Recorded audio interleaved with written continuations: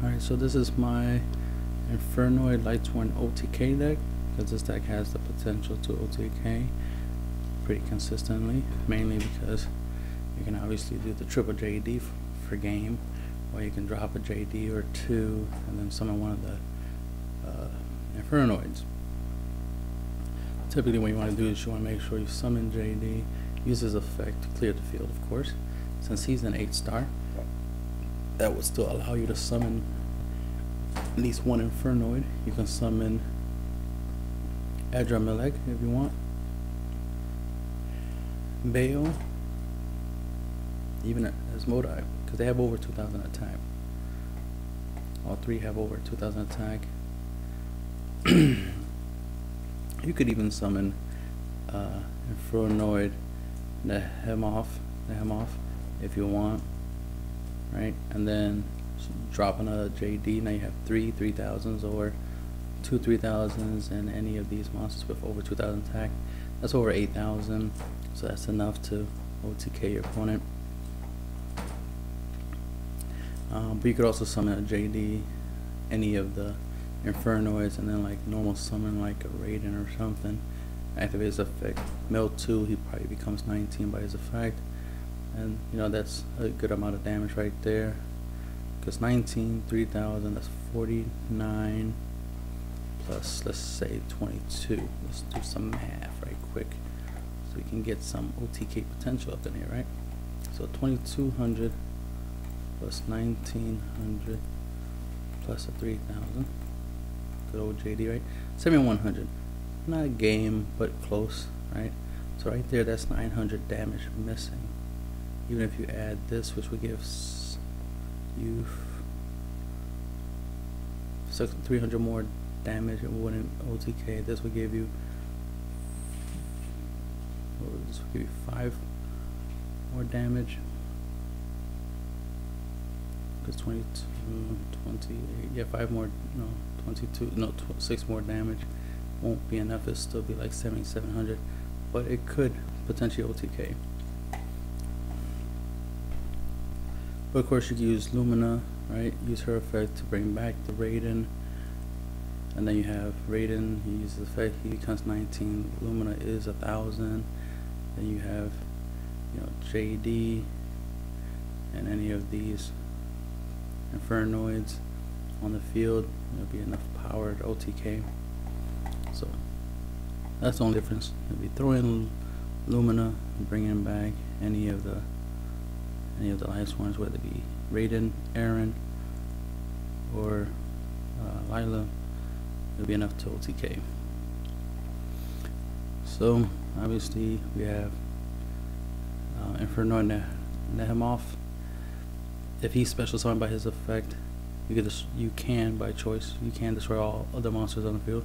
So it's a good way of clearing the field so you can do direct attacks.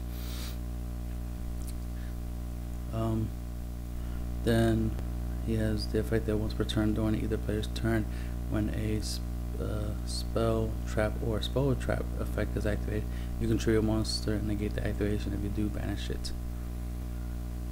The card that was activated. So it's a good way of preventing stuff like bombers or something like that going to the graveyard. Because you'll just banish it so that in case somebody has the ability to get the card back. So but also there's some cards that when they are destroyed and sent to the graveyard, their effects activate. So you might want to prevent that by obviously banishing it instead. So that makes it really good in that aspect. Infernoid Adramelech. During the damage step, if this attacking card destroys an opponent's monster by battle and sends it to the graveyard, it can make a second attack in a row. Since it says during the damage step, the second attack might not be able to be blocked by something that, you know, can't be activated during the damage step. Since the second attack is during the damage step, so that's pretty cool if that wording is correct, of course. And then once per turn during either player's turn, you can tribute one monster, then target one card in your opponent's graveyard and banish it. So that's also a useful effect to banish monsters from your opponent's graveyard that you don't want them to have because it would be dangerous. Like, I don't know, Dragon Ruler, or a Stardust Assault Mode, or Stardust, or a Grapha from Dark Worlds, you know, stuff like that. Or just Burning Abyss monsters, or the Burning Abyss Fire Lake Trap card, or Burning Abyss Dante himself, you know, stuff like that. Then we have here Infernoid. Bow. At the end of the battle phase, if this card attacked an opponent's monster, you can banish one card on the field. Another really good effect. Banishing is definitely powerful. Once per turn during either player's turn, you can trade one monster, then target one card in your opponent's graveyard, banish it. You can of course tribute the monsters themselves, like you can tribute Bale to activate that effect, or tribute another monster like Lightsworn or something to get the effect. Especially if you don't want to mill during the end phase, it'd be a good idea to use these monsters' effect to tribute the Lightsworn, so that way you don't keep milling from your deck. Especially if you already milled enough, like half your deck, you don't want to keep milling. You want to keep the remaining 20 cards in your deck, you know, to draw from, that way you don't deck out. As Modi, when this attacking card inflicts battle damage to your opponent by battling an opponent's monster, you can send one random card from your opponent's hand to the graveyard. That's really useful, good for getting rid of anything that they were holding in their hand to make a comeback. If you're going up against an Exodia deck, you could potentially send an Exodia piece to the graveyard and mess up their little Exodia play. Once per turn during either player's turn, you contribute one monster that you control, then target one card in your opponent's graveyard and banish it. So these effects are useful because you can use them during your opponent's turn. You could tribute you could tribute as Modi to activate that effect and banish a card from your opponent's graveyard. Especially if they play something like Call Haunted, Soul Charge, Monster Reborn, things of that nature, trying to bring back something from the graveyard. You could chain this effect to banish their target in the graveyard, so that way they don't bring back a monster. This effect is also useful in case in case you summon this and somebody plays bottomless.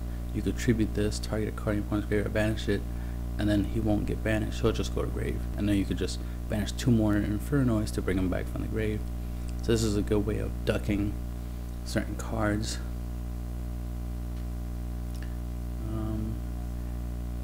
That would have hurt you, but at least you were able to respond. This is also useful in case in a scenario where somebody has a card effect that would bounce the monster back to your deck, and you don't want it back in your deck, you want it in the graveyard, or they have an effect to steal your monster. Like this, let's say they have Big Eye and they try to, they have Big Eye, like there's Big Eye right there, and they try to take your Infernoid. You could tribute the Infernoid and target a card in the graveyard, banish it. Now Big Eye still can't attack, and they didn't take your monster. It could also be used in case somebody tries to creature swap or enemy controller. You can chain, so that way your opponent gets nothing. It's pretty good, the ability to tribute itself, so that way it can't be stolen by Snatch Steal, Mind Control, stuff like that, so forth and so forth. Inferno Astaroth. Once per turn, you can target one spell or trap card on the field, destroy it. This card cannot attack the turn you activate that effect. Once per turn during your opponent's turn only, you can tribute one monster, then target one card in your opponent's graveyard, banish it. This is a quick effect. So you could chain it to your opponent's card effects during your opponent's turn. And of course you could tribute himself to trigger that effect. Use level 4, so it'd be good to exceed summon with or synchro with the level 4 Infernoids. Lightsworns you have. Of course, we have JD. If you have 4 or more Lightsworns in your graveyard with different names, you can special summon them. You could pay 1,000 to destroy all other cards on the field, and then during your end phase, you mill 4 cards from the top of your deck. Raiden. During your main phase, you can mill 2 cards from the top of your deck to the graveyard, and if any of them were Lightsworns, he becomes 1900. He gains 200 attack. During the end phase, you mill 2 cards, and he's a 4-star tuner, so you can synchro with him. Lila, Lightsworn Sorceress. You can target a spell trap card your opponent controls. This card's battle position cannot be changed until the end of your next turn Also change this card you control from face-up attack position to face-up defense position. If you do, destroy the target, the spell trap you targeted. During the end phase, during your end phases, send the top 3 cards of your deck to the graveyard. Of course, Lightsworns will help you mill the Infernoids and other Lightsworns, so you can summon JD. Potentially, you might even mill JD, and then you can use Monster Reincarnation to add it back to your hand, so it can help you perform your OTK. Aaron, Lightsworn Monk. If this card attacks a defense position monster before damage calculation, shuffle that monster into the deck. During this effect does not target. I looked up the ruling. It doesn't target, so it's pretty strong. During each of your end phases, send the top 3 cards of your deck to the graveyard. Lumina, Lightsworn Swimmer. Once per turn, you can discard 1 card, then target 1 level 4 or lower Lightsworn monster in your graveyard. Special summon that target. During your end phases, send the top 3 cards of your deck to the graveyard. You typically use her with Raiden, so you can synchro for 7. Black Rose is a good option to clear the field. Myko is a good option for stuff that can't be destroyed by card effects. Myko's effect does target, keep that in mind. A combo I like to do is I summon Lumina, discard to bring back Lumina, and then use Lumina, the second Lumina's effect, discard and bring back something like Raiden or any of the Lightsworns to allow me to mill, and then just mill a whole bunch of cards. But typically it's Raiden, so I'm milling 8 cards during my end phase. But of course you could pitch for Lumina. Oh, I don't have it in the deck, but it's because I'm not trying to do rank 3s.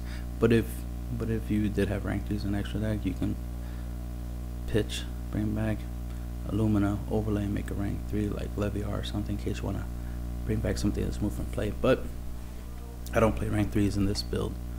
She's mainly to make Raiden, so I can go into Myko, into Black Rose. Right. Then we got Raiko, lets you pop any card on the field and mill the top 3 cards of your deck, and it's a flip effect monster. Monster Reincarnation is mainly to get you back JD, but it can get you back any Lightsworns like Lumina if you want to use Lumina. But you can get back Astaroth, since he can only be summoned from the hand, not from the graveyard. You would need to add him to your hand, so that's where Monster Reincarnation comes into play. Plus, Monster Reincarnation can help you get certain things in the graveyard that you want in the graveyard, like Lightsworn, so you can just drop JD, or any Infernoid that can be summoned from the graveyard wouldn't be a problem discarding it. So you're not really losing anything by discarding for Lumina or for Monster Reincarnation. MST for Vanity Emptiness, Light Imprisoning, Imperial Iron Wall, things of that nature. You know, just those continuous floodgates, right? And then 1, Charge of the Light Brigade, so that you can search out your Lightsworns like Lumina if you want to do a Lumina play, Raiden or Lila if you need to pop back roll. It's just a good card in general, obviously. And then you mill 3 cards off the top of your deck before you search. So this will help you, you know, get more mills, especially first turn. If you play Charge the Light Brigade, for example, right in first turn, mill 3 cards, then add a Raiden, summon the Raiden, mill 2 more, that's 5 cards right there, and your turn, 2 more cards, that's 7 cards. You already milled 7 cards out of your deck off of 1 Charge the Light Brigade play. Off of 1 spell card, you milled the top 7 cards of your deck. Not only do you mill the top 7 cards of your deck, you also thin out your deck by 1 card by taking out the Raiden out your deck. So that right there is 8 cards in total, not in your deck. Alright. Crazy Box, in case somebody does have the skill drain. You know, you can take advantage of a free 3000 beater. But actually have a Corn, 2100 attacker.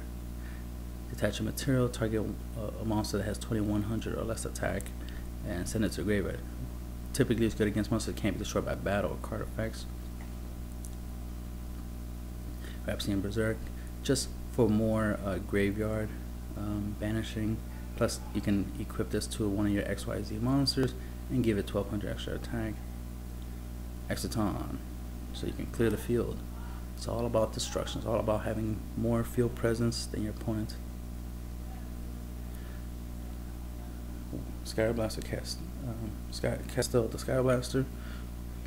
It's good for cards that can't be destroyed by card effects or by battle, or just in general getting rid of any of the floodgate cards like Pure Iron Wall or Necro Valley, stuff like that would prevent you from being able to banish from your graveyard. You can use Sky Blaster to get rid of those cards and then do what you gotta do.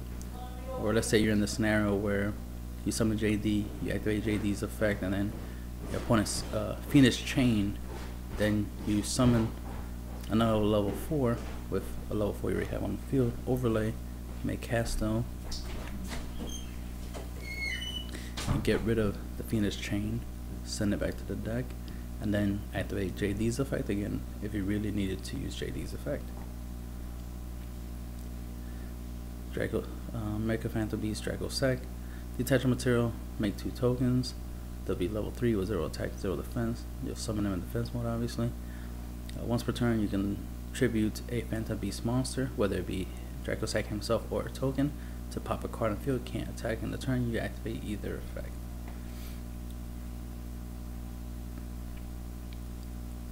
Big Eye. Detach a material, take control of one of your opponent's monsters. Big Eye cannot attack the turn that activates that effect. Felgran.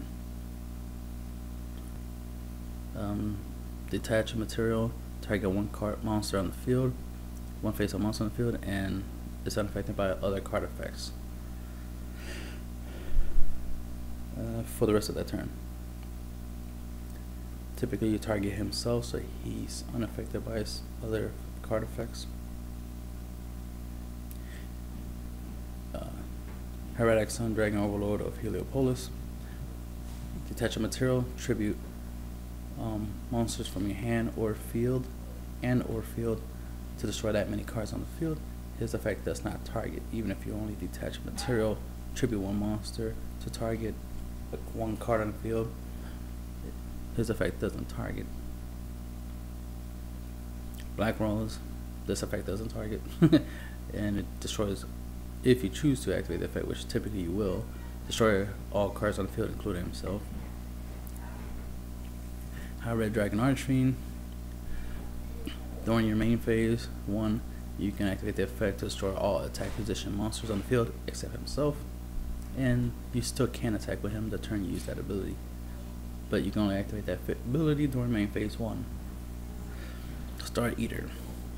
His summoning cannot be negated. Your opponent can't activate card effects, or card effects can't be activated when he is summoned, so they can't respond to him actually hitting the field. And then when this card declares an attack, it's unaffected by other card effects. So it's a nice 3200 beater that is virtually immune. A way of doing this is if you already have a level 4 monster on the field, like let's say you have a Lila on the field, and you summon Lumina, use Lumina's effect to bring back Raiden. Now you have 11 on the field, so that you can go into a Star Eater. Then we have 3 Michaels, of course. This once per turn, you could pay 1,000 life points to target one card on the field and banish that target. When this card is destroyed, you can take any number of other Lightsworn monsters in your graveyard, shuffle them into the deck, and if you do, you gain 300 life points for each returned card. During the end phase, during each of your end phases, send the top 3 cards of your deck to the graveyard. And I have 3, so I can reuse, so I can go into them as many times as I want. We'll also be able to do the Michael loop, where I use one Michael to add the other Michael from the graveyard back into the deck and keep that loop going. And that's a way I can constantly recycle, my Michaels, as well as recycle my my Lightsworns, so that way I gain life, but also I don't deck out. That's the end of the deck profile.